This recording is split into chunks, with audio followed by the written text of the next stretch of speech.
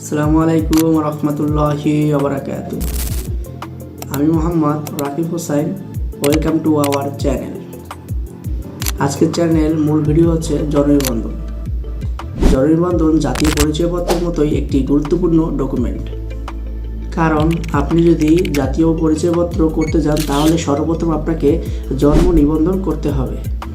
আর আপনি যদি জন্ম নিবন্ধন করতে যান সেক্ষেত্রে আপনার যে ডকুমেন্টগুলো লাগবে সে সম্পর্কে আজকে আমার এই ভিডিও।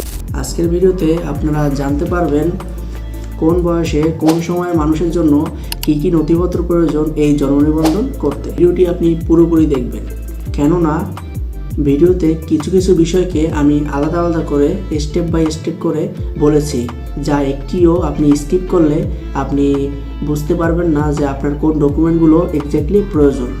কারণ বয়সের উপরে ডিপেন্ড করবে কার কোন ডকুমেন্টগুলো প্রয়োজন। অতএব ভিডিওটি স্কিপ না করে শেষ অবধি দেখতে থাকুন। তাই আর কথা না বাড়িয়ে চলে যাচ্ছি মূল ভিডিওতে। বাই দ্য ওয়ে, আপনি যদি আমার এই চ্যানেল নতুন ভিউয়ার্স হয়ে থাকেন তাহলে চ্যানেলটি অবশ্যই সাবস্ক্রাইব করুন এবং ভিডিওটি ভালো লেগে থাকলে লাইক কমেন্ট শেয়ার করতে ভুলবেন না, কেননা আপনাদের লাইক যে অনেক প্রয়োজন অনুপ্রেরণা পেতে এবং পরবর্তী ভিডিও বানানোর আগ্রহ পেতে। So let's do it. বন্ধুরা, শুরুতেই চলে আসি 0 থেকে 45 দিনের বেবিদের ক্ষেত্রে একটি জন্ম নিবন্ধন করতে আপনার কি কি ডকুমেন্ট প্রয়োজন। Number 1, birth registration.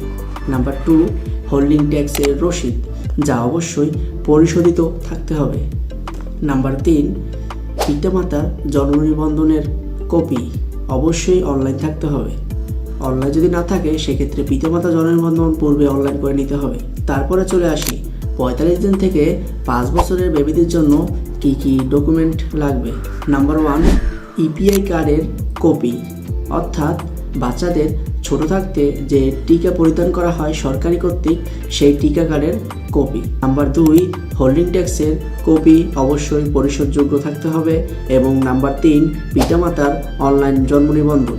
এবার আসি 5 বছর চেয়ে উপরে বাচ্চাদের ক্ষেত্রে কী কী ডকুমেন্ট লাগবে।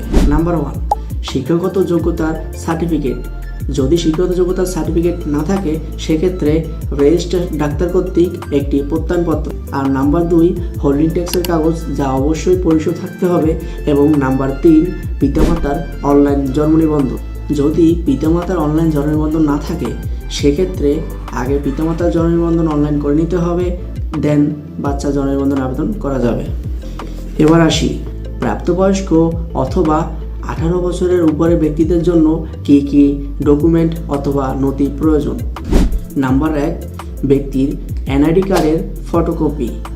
নাম্বার 2, ব্যক্তির হোল্ডিং ট্যাক্সের ফটোকপি, যা অবশ্যই পরিশোধ থাকতে হবে। নাম্বার 3, শিক্ষাগত যোগ্যতার সার্টিফিকেটের ফটোকপি, যদি থাকে, না থাকলে দরকার নেই।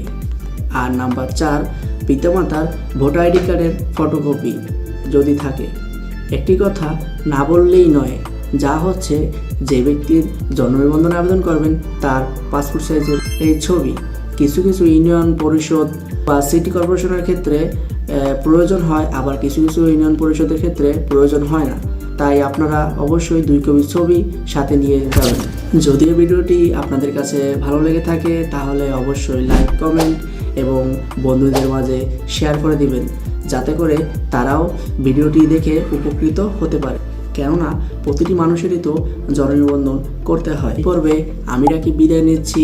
আপনারা সবাই ভালো থাকেন, সুস্থ থাকেন। আল্লাহ হাফেজ।